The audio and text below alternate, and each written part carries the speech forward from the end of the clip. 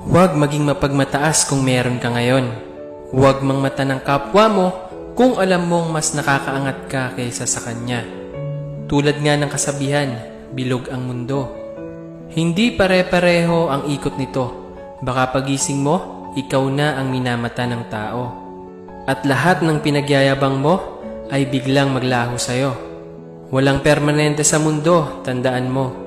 Kahit ikaw pa ang pinakamayaman, pag tinamaan ka ng sakit, lahat yan mawawala sa'yo. Ugaliing maging mapagkumbaba, meron ka man o wala. Kasi pag nawala ka sa mundo, lahat ng yaman mo may iwan yan sa lupa. Ikaw lang ang mawawala. Pero yung kabutihang pinapakita mo sa kapwa mo, di yan mawawala. Bato-bato sa langit, ang tamaan, huwag magalit.